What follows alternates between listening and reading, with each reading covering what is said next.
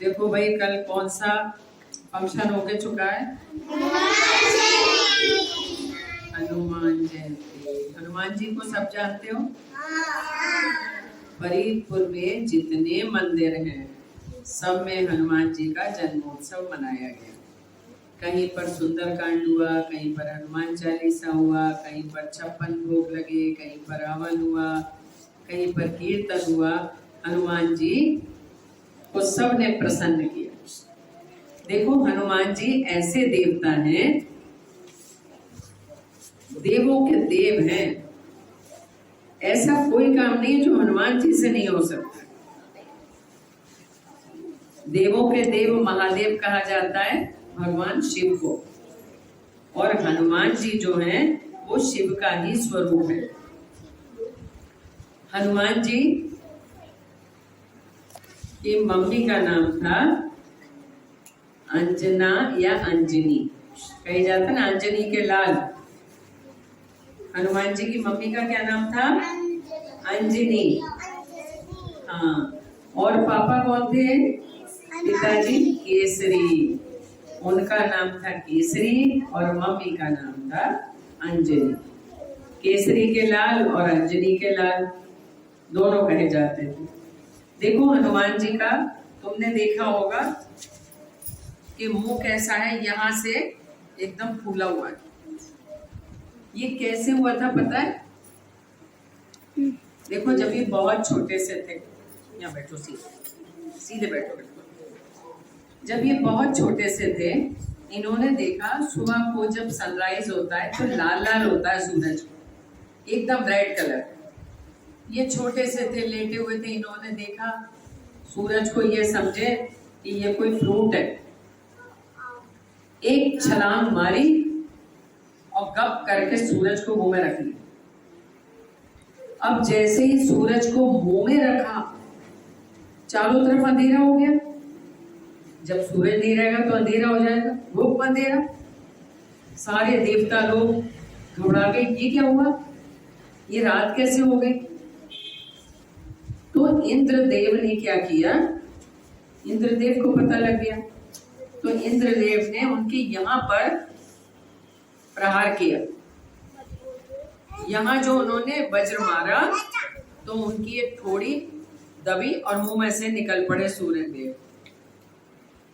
इसलिए हनुमान जी का ये मुंह जो है ये टेढ़ा हो गया। लेकिन हनुमान जी बल के, विद्या के, बुद्धि के भंडार हैं।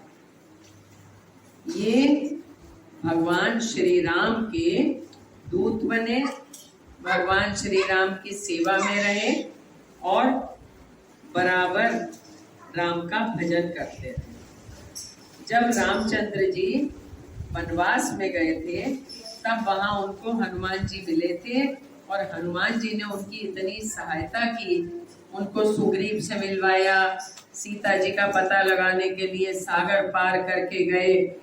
वहां रावण के बगीचे में वहां खूब फल खाए, पेड़ तोड़े और राक्षसों को मारा। और वहां रावण ने उनकी पूंछ में आग लगवा दी कि इतना उत्पाती बंदर। बस पूंछ में आग लगी तो चढ़ गए लंका के ऊपर और सारे महल जला डाले पूंछ की आग से। पूंछ इतनी लंबी कर ली कि आग ही आग हो गई, लंका दहन हो गया। और उसके बाद में समुद्र में कूदे, पूंछ बुझाई और सीता जी से आज्ञा लेके वापस आ गए। सीता जी को राम की निशानी दे के आए, अंगूठी, और उधर से सीता जी का चूड़ामणि राम के लिए लेकर आए। और इस तरह उन्होंने बहुत सहायता की राम की। युद्ध में भी उन्होंने वानरों के साथ मिलकर खूब युद्ध किया, और लंका पर जो विजय प्राप्त हुई वो हनुमान जी उसमें बहुत बड़ा कारण बने, सहायक बने। लक्ष्मण जी के शक्ति लगी तो संजीवनी बूटे लेके आए, पूरा पहाड़ ही उठा लाए। ये जितने फोटो होते हैं ऐसे करके हाथ लिए हुए, वो पहाड़ उठा के लाए। यानी बड़े से बड़ा काम बजरंगबली कर सकते हैं। बजरंगबली कहते हैं ना हनुमान जी को। बजरंगबली का मतलब होता है जिसका शरीर वज्र जैसा है और जो महाशक्तिशाली है वो बजरंगबली होता है। तो हम लोग जब भगवान बजरंगबली का स्मरण करते हैं तो राम की भक्ति प्राप्त होती है। बजरंगबली जो है काहे से खुश होते हैं? बेसन के लड्डू का भोग लगता है, गुड़ का भोग लगता है, सिंदूर उनको बहुत प्रिय है, सिंदूर का चूल्हा चढ़ाया जाता है। और जिन लोगों का शनि ग्रह खराब होता है उनको कहा जाता है हनुमान जी की पूजा करो। जो हनुमान जी की पूजा करने वाला है उसके सारे ग्रह शांत रहते हैं।